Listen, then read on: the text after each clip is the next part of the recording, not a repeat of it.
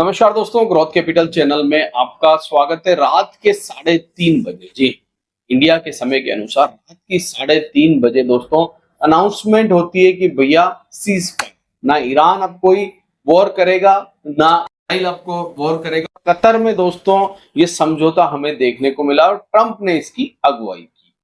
ये खबर तो आप लोगों तक पहुंच ही गई होगी दोस्तों, मगर अब क्या, आगे क्या दोस्तों, मार्केट क्या रिएक्शन देगा और बाजार जो अभी रिएक्शन दे रहा है ये कितने दिनों तक जारी रह सकता है दोस्तों, इसके ऊपर बात करेंगे। मगर एक चीज तो आप लोगों ने कल ही समझ ली होगी, लास्ट वीडियो जब मैंने डाला था दोस्तों, क्रूड में बहुत जबरदस्त आपको गिरावट देखने को मिली थी और उसी समय कतर के ऊपर एयर स्ट्राइक हुई थी जहां पर अमेरिका का एयर बेस है दोस्तों। कहीं ना कहीं सुगबुगाहट वहीं से शुरू हो चुकी थी, वो अंतिम पल चल रहे थे लड़ाई के।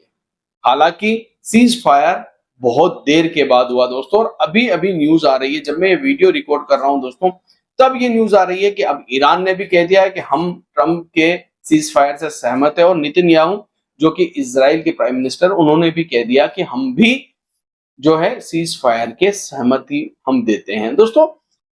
ट्रंप ने ये सारा का सारा बोलते हैं ना प्लान जो है ऑलरेडी तैयार कर रहा था, कब कौन हमला करेगा, फिर क्या होगा। अब इससे सबसे ज्यादा नुकसान किसको हुआ? नुकसान में सबसे ज्यादा इजराइल, जो कि दोस्तों आपने देखा उसका आयरन ड्रोन जो है वो कहीं ना कहीं फेल होते हुए नजर आया, और आयरन डोम के बाद ईरान की मिसाइलें वहां पर गिरती हुई हमें नजर आई। ये तो हो गई दोस्तों बात युद्ध की, सीज फायर भी हो गया। अब बाजार इसको किस प्रकार से रिएक्ट करेगा और आगे अगले ट्रिगर क्या होंगे? देखिए, हर बार मार्केट को एक ट्रिगर चाहिए, बढ़ने के लिए भी, गिरने के लिए। अब अगला ट्रिगर क्या होगा दोस्तों, वो मैं आपके सामने रखने वाला हूं। तो वीडियो अच्छा लगे तो लाइक शेयर सब्सक्राइब, और किसी भी प्रकार से किसी भी स्टॉक में कोई बाय सेल रिकमेंडेशन यहाँ पर नहीं है। तो चलते हैं दोस्तों कंप्यूटर स्क्रीन के ऊपर, और स्क्रीन के ऊपर दोस्तों सबसे पहले बात करते हैं बाजार के बारे में। इस समय मार्केट किस प्रकार से काम कर रहा है, तो निफ्टी अगर आप देखेंगे तो अच्छी खासी तेजी के साथ निफ्टी भाग रहा है, दौड़ लगा रहा है, करीब करीब 328 पॉइंट ऊपर, सेंसेक्स 1000 पॉइंट ऊपर। वहीं पर डाउ जोन्स अगर आप देखेंगे फ्यूचर में, तो फ्यूचर में भी 300 पॉइंट के आसपास की डाउ जोन्स में भी हमें रैली दिखाई दे रही है। मतलब चौतरफा तेजी है, जबरदस्त तेजी है, अच्छी खासी तेजी है। और डाउ जोन्स अगर तेज है दोस्तों, तो क्या डाउ जोन्स के फ्यूचर अगर तेज है तो क्या रात को जब डाउ जोन्स शुरू होगा दोस्तों, मार्केट शुरू होगा, तो कैसा रहेगा? तो अभी आप देखेंगे 388 पॉइंट की तेजी हमें यहां पर नजर आ रही है। खबर सबके पास है दोस्तों कि ईरान और इजराइल दोनों सहमत हो चुके हैं कि हम अब वॉर आगे नहीं बढ़ाना चाहते। लास्ट में ईरान ने इजराइल के ऊपर अटैक किया दोस्तों, और फिर कहा कि अब सीज फायर हो गया। मतलब ये बात तो ट्रंप ने ऑलरेडी कही दी थी कि 6 घंटे ईरान के पास है, 12 घंटे इजराइल के पास है, लड़ लो जितना लड़ना है, मैंने अपना काम कर लिया। तो एक प्रकार से सारा का सारा प्लान यहां पर नजर आ रहा है, सारा का सारा, मतलब ये लड़ाई होना, ये सीज फायर होना, ये सब कुछ प्लान है। और मैंने आपको बहुत बार कहा है कि ट्रंप ट्रेडिंग के अंदर बहुत माहिर है, उनके लोग भी बहुत माहिर है। चलिए, ये तो बात हो गई दोस्तों पॉलिटिकली। अब थोड़ा सा क्रूड के ऊपर भी नजर डाल लेते हैं। जो गिरावट दोस्तों क्रूड में इस समय नजर आ रही है वो देखने लायक है। मतलब 12 दिन पहले जब युद्ध शुरू हुआ था, क्रूड अब उससे नीचे जाता हुआ नजर आ रहा है। जबरदस्त WTI क्रूड $65 पर आ चुका है पर प्रति बैरल, और ब्रेंट जो है वो भी गजब की तेजी। और सारे के सारे मेटल में आपको, चाहे गोल्ड हो चाहे सिल्वर हो, हर जगह आपको बिकवाली ही यहाँ पर देखने को मिल रही। गोल्ड में भी दोस्तों बिकवाली, सिल्वर में भी बिकवाली, और क्रूड तो जबरदस्त तेजी से गिर रहा है, जो कि इंडिया के लिए बहुत अच्छा। और कल की वीडियो में हमने इसके बारे में डिस्कस भी किया था कि क्रूड का गिरना भारत के लिए सबसे अच्छी चीज है, क्योंकि हमारा तो बजट ही क्रूड के ऊपर डिपेंड है दोस्तों। और क्रूड अगर गिरता है, ऑयल अगर गिरता है, तो कि हमारे लिए अच्छी बात है। अब दोस्तों नेक्स्ट क्या, व्हाट इज नेक्स्ट, ये जानना आपके लिए जरूरी है। सबसे पहले निफ्टी के चार्ट के ऊपर आते हैं, और यहां पर दोस्तों हम देखते हैं कि आज जो बॉक्स टूटा है, कल मैंने आपसे एक डिस्कस किया था, मैंने कहा ये बॉक्स टूटने वाला है दोस्तों। अब न्यूज के ऊपर ये ऊपर टूटेगा नीचे टूटेगा, ये खैर कह पाना मेरे लिए भी मुश्किल था, और मैंने इस बारे में आपको एक ही बात कही थी, मुझे लगता है ऊपर की तरफ चांसेस ज्यादा है बॉक्स के टूटने के। ठीक है, अच्छी खबर आई, मार्केट स्ट्रांग था दोस्तों, और बाजार ने इसको पूरी तरह रिएक्शन में भी लिया। और ये जो बॉक्स था ये आज कहीं ना कहीं आप लोगों को टूटता हुआ नजर आया। ठीक है, अब बॉक्स तो टूट गया, ठीक है, बॉक्स तो टूट गया, मगर उसके बाद निफ्टी के टारगेट्स क्या है, निफ्टी किस प्रकार से ऊपर जा सकता है? तो सबसे पहले रेजिस्टेंस लेवल जो था निफ्टी का 25,230 के आसपास, वो तोड़कर ऊपर जा चुका है निफ्टी। अभी 25,300 के आसपास ट्रेड कर रहा है और अगला पड़ाव अगला जो इसका रेजिस्टेंस है वो 25,500 का है, जो कि हम कई बार आपके साथ डिस्कस कर चुके हैं। 25,500 ये लेवल दोस्तों, अब मुझे नेक्स्ट जो है रेजिस्टेंस वहां पर नजर आ रहा है।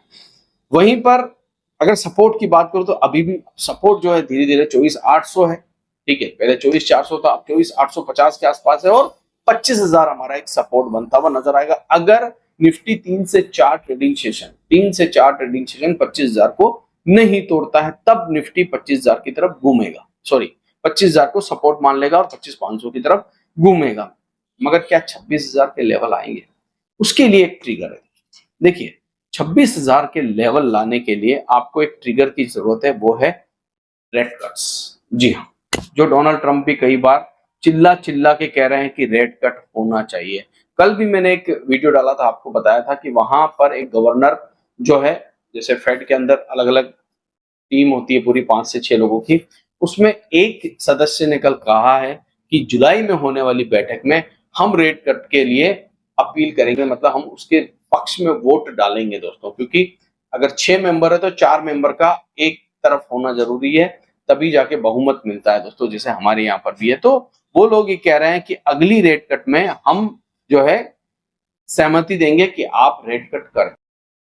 अगला टिगर बाजार के लिए रेट कट होने वाला है, जो शायद जुलाई में आता हुआ नजर आया, और जुलाई हमसे है ही कितना दूर दोस्तों।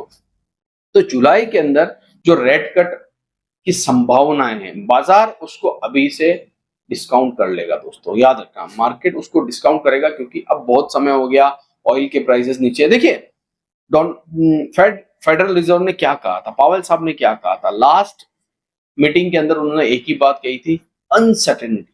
ये जो ग्लोबल मार्केट में इस समय वॉर की सिचुएशन चल रही है, ये अनसर्टेनिटी है और इसकी वजह से महंगाई हो सकती है ऊपर चली जाए, और हम रेट कट फिलहाल नहीं कर रहे। अब जो है महंगाई गिर, युद्ध रुक गया, क्रूड के प्राइस नीचे आ गए, तो अब ट्रिगर जो है अगला वो हो सकता है आपको रेट कट देखने को मिले और उससे लिक्विडिटी बढ़ते हुए देखने को मिले बाजार के अंदर, यूएस में भी लिक्विडिटी बढ़ते हुए देखने को मिले, और इंडियन स्टॉक मार्केट के अंदर हमें ये देखना होगा कि एफआईआईज के आंकड़े कैसे आते हैं इन 2-4 दिनों में।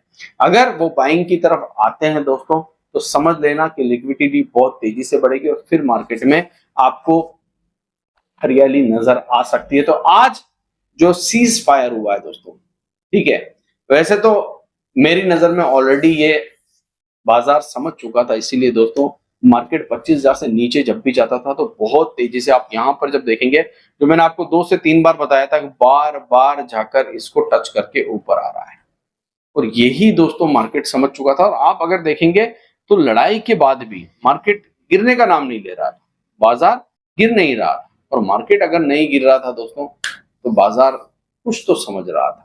कल कतर में इतनी बड़ी मिसाइल अटैक होने के बाद सीज फायर हुआ है, ये भी एक बोलते हैं ना हैरान करने वाली बात है। और रात को डोनाल्ड ट्रंप ने पहले ही, जैसे इजराइल और ईरान के बोलने से पहले बोल दिया, वैसे ही इंडिया पाकिस्तान के पहले बोलने से पहले उन्होंने बोल दिया कि सीज फायर। तो नोबेल के लिए वो तैयारी कर रहे हैं, देखते हैं मिलता है नहीं। आशा करता हूँ वीडियो आपको अच्छा लगा होगा। नीचे डिस्क्रिप्शन बॉक्स में टेलीग्राम का लिंक है, जाकर जरूर। ये थी।